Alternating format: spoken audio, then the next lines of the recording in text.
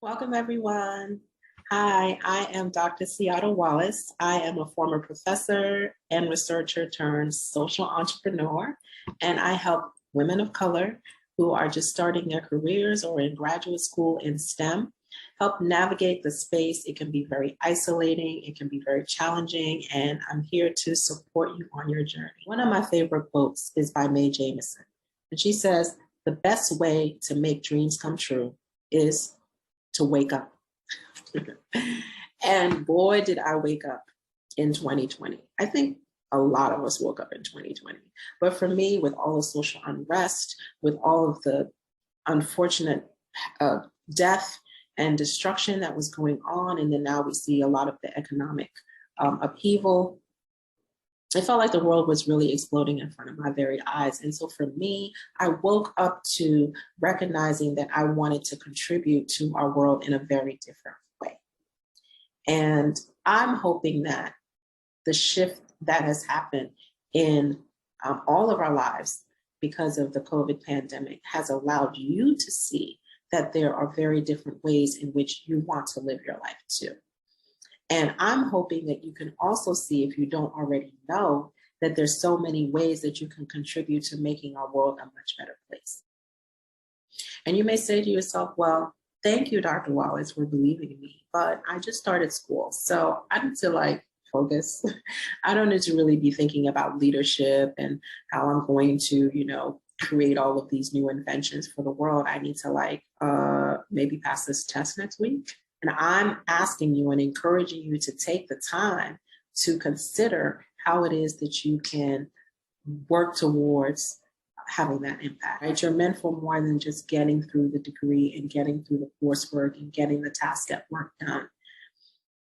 And the first thing is be the leader of you, right? Maybe you're not in a space where you can start a whole new project and build a whole community, but you can still be the leader of yourself.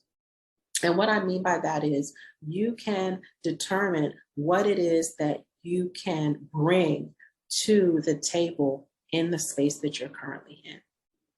So for example, when I was in high school, I participated in a summer program in a zoology lab.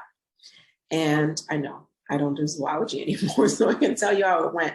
But I worked with a professor there, and he was absolutely amazing. He was very encouraging. And the task that I had was grinding salamanders. Yes, you heard that right, grinding salamanders, because he was extracting the material to analyze the DNA for projects to look at genealogy. And so my job was to work on putting the salamanders into the centrifuge so that they could grind them up. And so that's what I was doing all day, watching the splatters of the centrifuge round and round and round and round for the salamanders to get grounded up. It doesn't sound very exciting, right? It doesn't sound very exciting. I don't know anyone who would find that exciting. But instead of me saying, man, what is this? I don't have time for this. I said, okay, how can I make the most out of this situation? How can I be the leader of myself to be able to get through what is pretty gross? I'm not really that much of a nature girl, except for trees and stuff, like animals and reptiles. That was not for me. But I said, I'm going to make the most of this. What can I do? And I thought about, well, what am I good at? I like to talk. I'm pretty good at talking. I like people.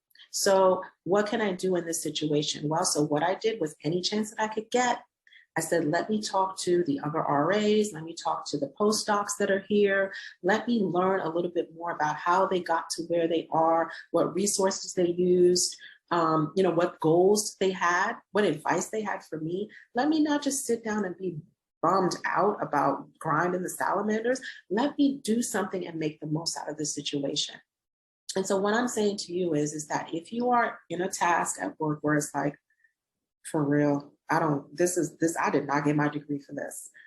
I'm not saying you should just sit and take whatever somebody gives you, but I'm also saying, is there a way that you could take leadership of that situation and make it something better? How can you infuse more of who you are, more of your gifts and your talents into your daily life so that you can build that leadership muscle? Because most leaders, when you think about people who are all the way at the top, they have done that over time. They didn't just get there and land there and chill there.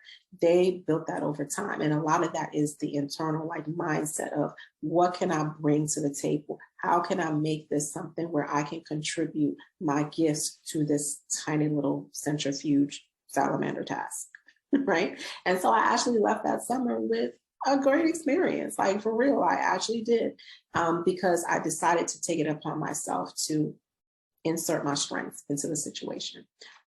So that brings me to the next step, which is have a growth mindset. Now, I've talked about this before for those of you who have watched any of my other videos, and growth mindset is really important. It's important to me, but it's also important in women that I have worked with in the past. I've seen that those that are recognized learning is the key. They are the ones that are able to get through to the next phase of their careers and their goals and their dreams, because they don't get stuck in, oh, I didn't pass this test. Oh, I didn't get an A. Oh, I didn't accomplish this particular award or get, get this publication or whatever. They recognize that the goal is to learn. The goal is to become better. The goal is to be able to learn how to innovate and work something out. So they were the ones that were able to actually succeed through, because they recognized that that is actually the end goal, not just getting the degree.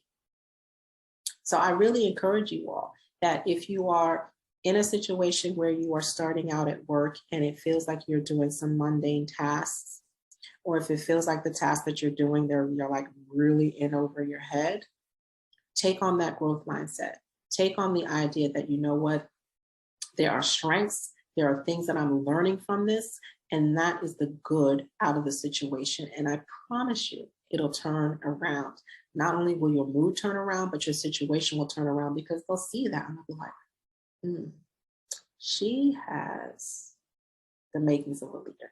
Because that's what they're looking for. They can see that. When I say they, I mean, that could be mentors, that could be people investing in time, resources, money, scholarships, etc. Seeing that you're not just waiting for something to happen, but that you're actually taking the initiative to do something for yourself, learn something new, figure it out, make adjustments, and move forward. Live in all areas of your life. Now, I know this can seem really difficult because in STEM, a lot of times, especially when you're starting out, it can be very all-consuming. The projects that we work on take an enormous amount of energy and time, and they also take a long time, like years, to be able to see through them.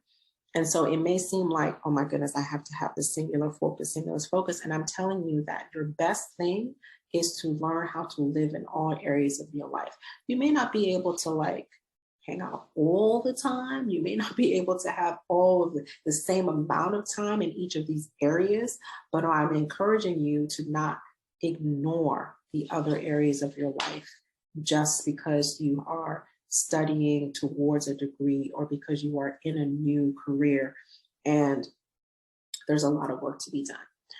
When I was in grad school, I lived in the Bronx, and I decided to move to Harlem after my first year. And so many people told me not to do that. They were like, man, by the time you deal with that commute, it's going to get in the way of your studies. You're going to be working late at night in the lab and things, and you're not going to want to be on that D train. Don't do it. And I ignored them. I said to myself, no, I knew the commute would be hard, but I said, I need to be in community. And even though the Bronx is a community, I'm not just in the Bronx. What I'm saying is I felt like Harlem was fit my community better. And so for me, I wanted to be in a space where I felt like there were people and activities and cultural events that made me feel at home, and I can get my hair done, things that you need. And I think especially as women of color, oftentimes we may be in environments where we don't necessarily feel like it is culturally congruent.